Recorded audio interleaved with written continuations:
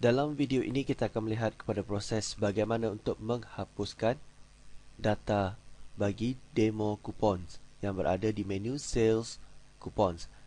Untuk itu, kembali ke panel admin sistem OpenCard anda. Seterusnya pergi ke menu Sales dan klik pada menu Coupons.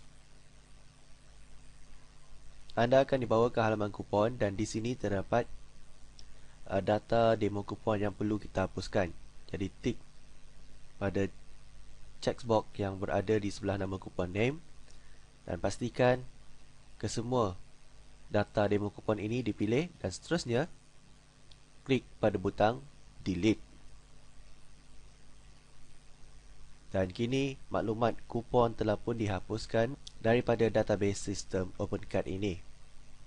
Untuk maklumat anda, fungsi kupon ini adalah digunakan untuk memberikan diskaun kepada pelanggan anda untuk produk-produk tertentu yang anda jual. Sebelum anda memasukkan maklumat kupon yang baru, anda terlebih dahulu perlulah mendaftarkan ataupun memasukkan maklumat produk yang akan anda jual ke dalam sistem. Jadi selepas anda memasukkan maklumat produk ke dalam sistem, barulah anda boleh memasukkan maklumat kupon yang ingin digunakan. Jadi untuk memasukkan maklumat kupon, klik pada butang Insert. Seterusnya pada ruangan kupon name, masukkan nama kupon yang terlibat ya. Sebagai contoh, diskaun Ramadan. Kemudian pada bahagian kod ini, masukkan apakah kod yang ingin digunakan untuk tujuan kupon ini. Sebagai contoh, Ramadan 000. Kupon yang dimasukkan pada bahagian kod ini adalah case sensitive. Maksudnya adalah jika anda perhatikan pada kupon ini terdapat huruf kecil dan juga huruf besar. Jadi anda perlu memastikan apabila anda ingin memberikan kod ini kepada pelanggan anda, ia haruslah diberikan berdasarkan apa yang anda telah masukkan pada ruangan kod ini. Pengguna juga perlu memasukkan kod yang betul berdasarkan daripada ejaan dan juga penggunaan saiz huruf yang digunakan berdasarkan apa yang telah anda tetapkan di sini. Sekiranya pengguna memasukkan kod kupon yang tidak tepat berdasarkan apa yang telah anda tetapkan pada ruangan ini, maka sistem tidak akan menerima maklumat yang mereka daftarkan ke dalam sistem sewaktu pembelian ingin dibuat. Seterusnya pada bahagian type, di sini anda boleh menetapkan apakah jenis kupon ini, sama ada pengiraan diskaun adalah berdasarkan percentage ataupun fixed amount.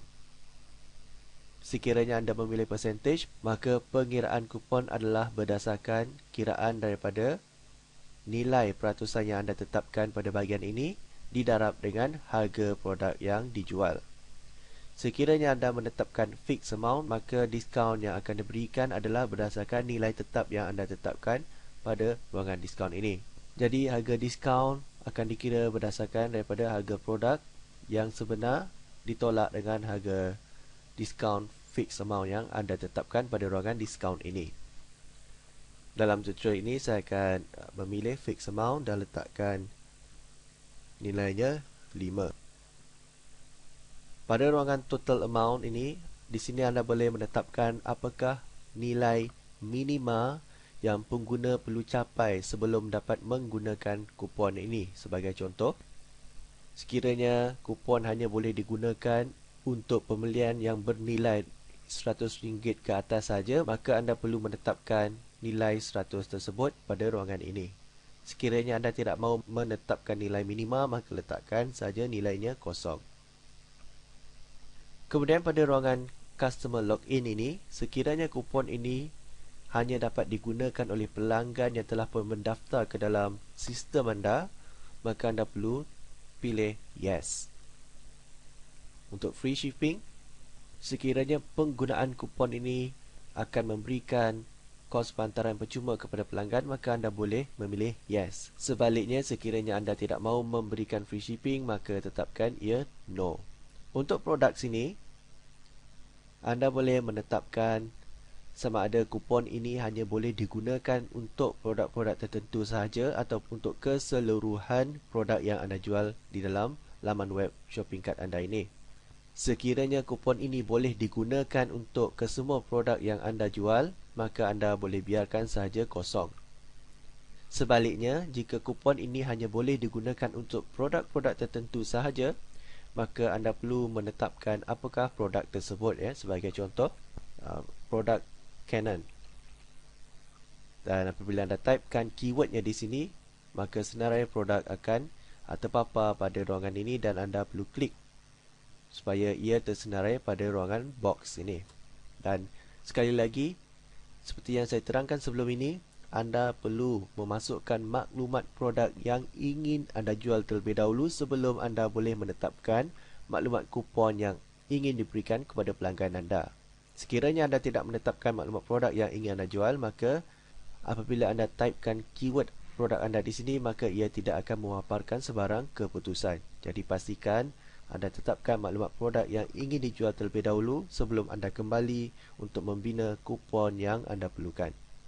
Oleh itu, sekiranya anda menetapkan maklumat produk yang tertentu saja untuk kegunaan kupon ini, maka kupon ini hanya dapat digunakan untuk produk yang tersenarai di ruangan ini. Pada ruangan date start, di sini anda boleh menetapkan bilakah tarikh kupon ini aktif ataupun boleh digunakan oleh pelanggan. Dan untuk date end ini, anda boleh menetapkan bilakah kupon ini akan expired ataupun tidak lagi dapat digunakan oleh pelanggan anda. Jadi anda boleh tetapkan tarikhnya pada ruangan ini. Pada ruangan users per kupon, sekiranya anda ingin melimitkan penggunaan kupon ini kepada jumlah-jumlah tertentu, maka anda boleh menetapkan pada ruangan ini. Sebagai contoh, anda setkan kupon ini hanya boleh digunakan sebanyak 100 kali sahaja untuk mana-mana pelanggan. Jadi tetapkan nilainya di sini. Dan untuk users per customer, di sini anda boleh menetapkan berapa kalikah kupon ini boleh digunakan oleh pengguna yang sama.